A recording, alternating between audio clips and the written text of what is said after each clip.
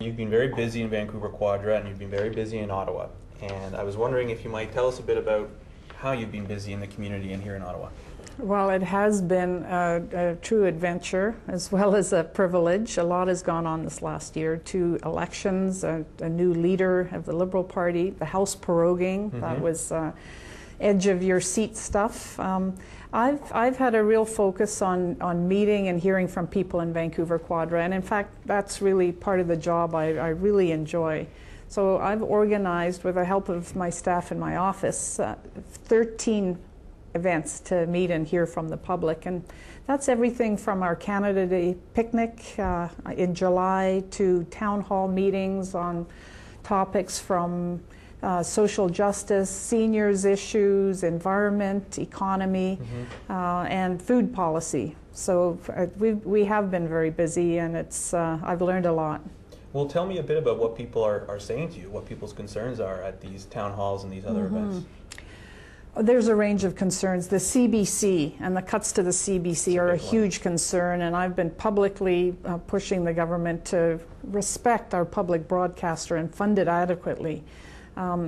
Environmental issues. Recently, some of the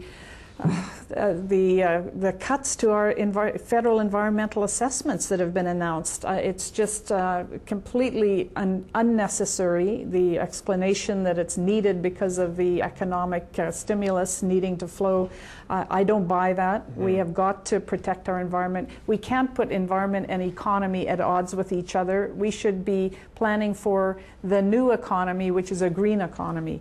So environment is an issue. Employment insurance.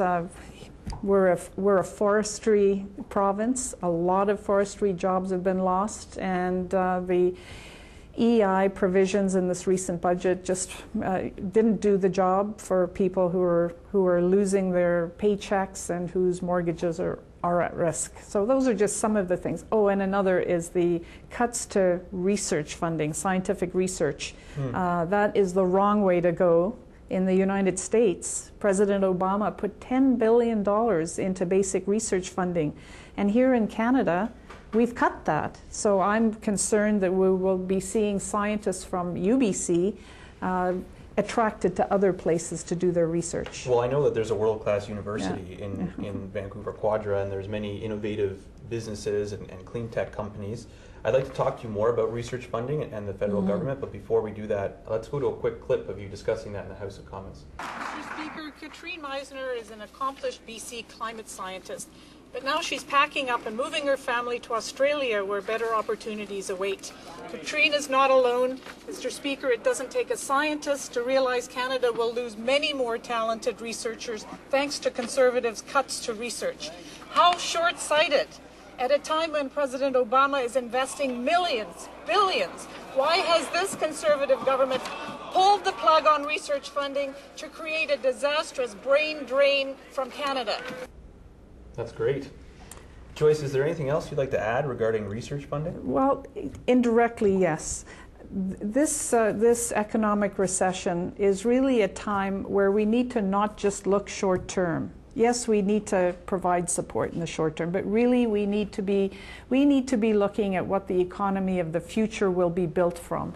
And I am very committed to a green future economy with green jobs, and that takes research and development. That takes funding research. So now it's ever more important to be funding and increasing our funding to research and not cutting it. And I hope that we can get that message through to the current government. Okay. Well, besides the work you've been doing in Ottawa and Vancouver, you've also been on several trips abroad representing Canada and fighting for Canadian issues. I was wondering, what are those trips about, and if you might go into detail about some of them? That's also been a rich, sometimes tiring part of the job. I went to Vientiane in Laos in January as a member of the Asia-Pacific Interparliamentary Forum. Okay. So this ties into my role as the Vice Chair of the Canada-China Parliamentary Committee. And the idea there is to really build bridges with other countries in a kind of soft democracy. get to know the legislators in the other countries.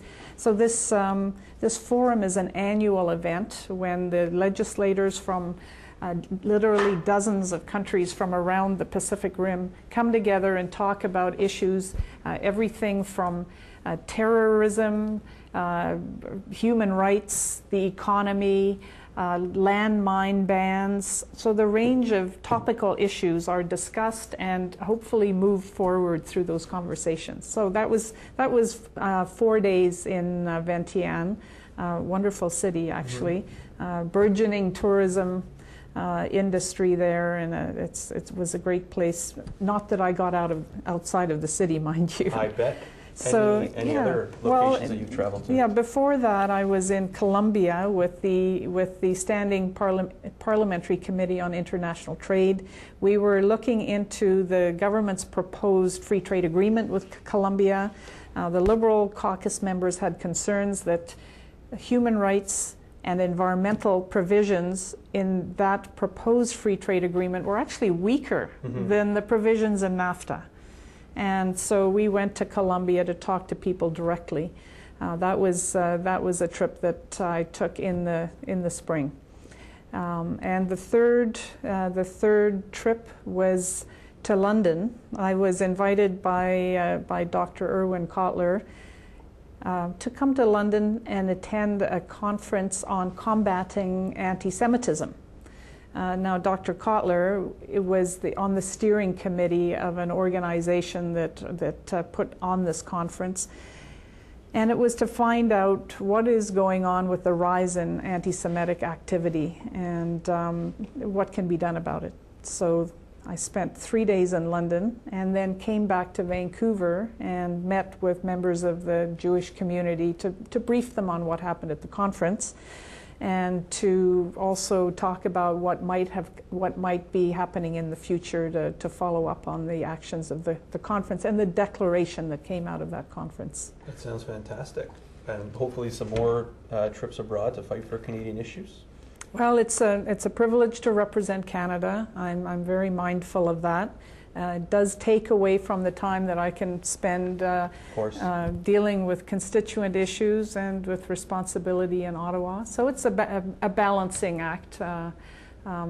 Need to be managing my time so that I can serve all of those responsibilities. I'm going to stop you right there for a moment, Joyce, and we're going to take a quick break and be back shortly.